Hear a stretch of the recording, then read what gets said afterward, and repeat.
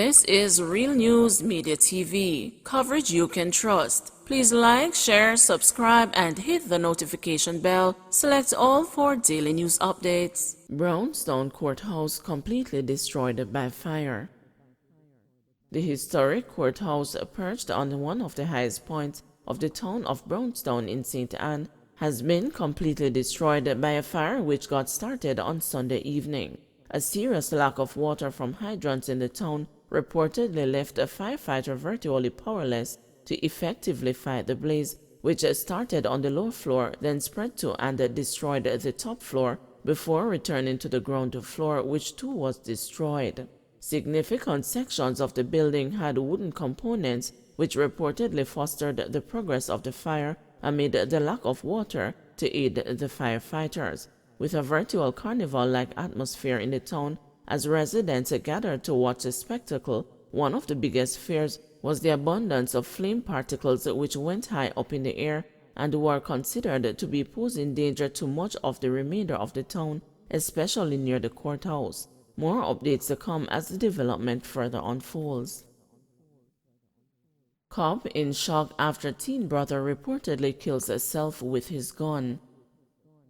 He is a mess. That is a grim assessment by a close associate of a grieving policeman whose teenage brother is believed to have shot himself fatally with a cop's gun as the lawman had a bath Saturday evening. The Clarendon police are now investigating the death of 16-year-old Javier Moody, but Deputy Superintendent Anthony Cardozo, Divisional Head of Operations, cautioned in a news interview against labeling the incident a straight-up suicide. Though we are not necessarily saying that anyone would have killed him, we don't want to say straight suicide at this point in time, as it could very well be that this person was playing around with the firearm. You don't know, Cardozo said. The policeman had not been identified. Javier attended Central High. Sources informed the news that he died in his brother's arms on the way to the hospital. The cop is reportedly overwhelmed with sorrow. Everyone just hugging him, and he is not even talking right now, said one source who spoke with the news from the Top Hall's Hall home. The cop had reportedly come home from work, undressed himself, and headed to the bathroom in keeping with COVID-19 protocols. It's reported that Javier took up the policeman's gun, which was resting on his clothes, and went into his room. An explosion was heard, and Javier was found suffering from a gunshot wound to his head. Baldwin Mackenzie, co-chair of the Clarendon Interagency Network, said that an emergency meeting was held Sunday evening as there is grave concern about the psychological state of youth in the community. He said the meeting was called to minimize the risk of similar occurrences and to activate intervention for youth already on the radar. Local and global surveys and anecdotal reports have indicated heightened mental health stress during the 2-year-long coronavirus pandemic, which has shuttered schools for prolonged periods. It was observed that there are several other children or youth who might be going through some stress in the community, and as such, special youth and children's intervention is being developed where all the agencies responsible for youth and children will be engaged in a walkthrough in the community, said Mackenzie. Edwin Singh, president of the Halls Hall Community Development Committee, told the news late Sunday that the planning for the intervention was underway before the incident, as stakeholders cited concern about a spike in fights among youth over the slightest thing. Those conflicts included stone-throwing incidents, trespassing, and theft. That is one of the concerns of the membership of my group. We feel parents under stress and are not paying much attention to the children, said Singh. You have some children from school open back, they haven't gone back to school. So that is one of the next things I want the Ministry of Education to look into. Rosalie Gage Gray, Chief Executive Officer of the Child Protection and Family Services Agency, disclosed that a team from her office had already been deployed to the community, but she was yet to receive a preliminary report. Usually when we go into the community, and if we get a feedback, then we plan a community intervention with all the other stakeholders. So if there is a need that they have, then our team would respond as well, Gage Gray said late Sunday. Family and the community baffled as another woman gunned down in Linstead. The violence against the women continues in Linstead, St. Catherine, where another female was fatally shot at her business place in time and the patient last Friday about 6:20 p.m. by unknown assailants. The deceased, identified as a 52-year-old Shivoni Golding, is the second woman to have been shot in 2 days in the same community and the third to have been killed violently in just over a week in Linstead. When the news visited the scene on Saturday morning, where Golding operated a bar and other businesses, residents who had gathered there said they were baffled and shocked as they stared at the blood-stained chair where Golding was sitting when she was shot. As members of her family arrived on the scene, her elder sister stood transfixed with her hands in the air. She had to be supported by her daughters as she wept bitterly, while another family member washed the pool of blood from the chair and the floor.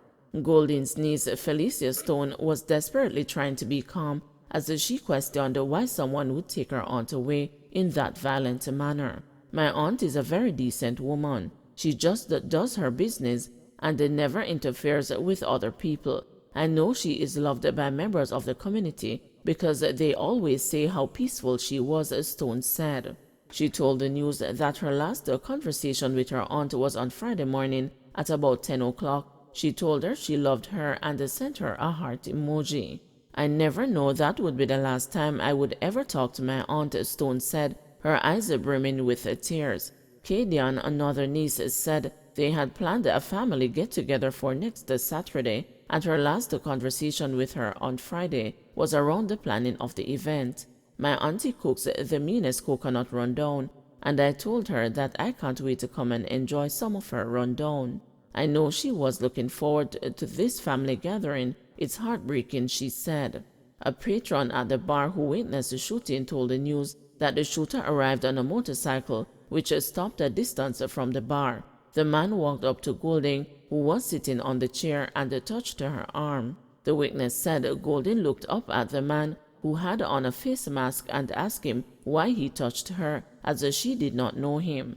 According to the eyewitness, before she could say another word, the masked man pulled out a gun and opened fire, hitting her several times. The eyewitness said that on hearing the explosion, everyone ran for cover. Golding was taken to the hospital where she was pronounced dead.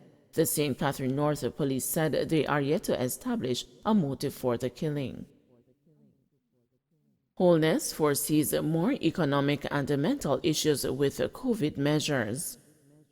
Prime Minister Andrew Holness says the government will be faced with a plethora of issues, including economic and mental health challenges in the society, if it does not move towards discontinuing the COVID-19 containment measures. In addressing the handover of medical equipment to the government of Jamaica by Northwell Health on Friday, Holness said the measures under the Disaster Risk Management Act are taking a toll on Jamaicans, especially at a time when food prices are increasing. "Prices are going up. It has nothing to do with how the government has managed the economy. This is what economists would call exogenous shock, a shock caused by the pandemic," he suggested. "It has led to some economic shocks, shocks in the commodities market, shocks on the energy market, shocks on logistics, shipping and transport, and that is causing prices to rise locally and the companies seeking to readjust," the Prime Minister continued. "The poor consumers, how are they going to manage?" quizzed Holness. In arguing that the government has made significant efforts to provide social care programs for citizens who are struggling, Holness said the state cannot continue with that level of assistance indefinitely.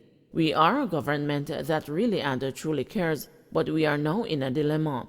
If we continue with the measures, the government will not have enough resources to be able to keep doing the social safety net response. It's just a reality," declared Holness.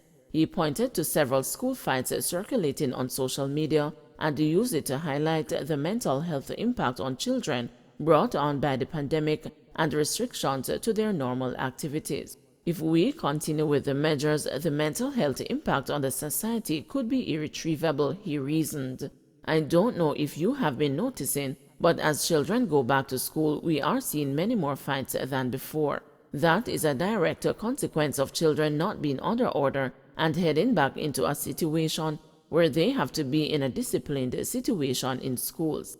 That break in education is costing us dearly, and we will have to address that. We have to get back to normalcy, Holness indicated. Additionally, the Prime Minister pointed to the pandemic's impact on citizens, who he said have largely become irrational in their commentaries on varying issues. We're seeing it, the effects of COVID and restrictions, with even more confusing and illogical and irrational arguments filtering into the center of public debate as people search for certainty, asserted Holness. Earlier this week, the Prime Minister indicated in Parliament that the administration will discontinue the COVID-19 measures, including the curfew measures, in another 2 weeks. He also revealed that full resumption of face-to-face classes, similar to the pre-pandemic period, will take effect after the midterm break in March. Don't forget to like, share, subscribe, and hit the notification bell. Select all for daily news updates.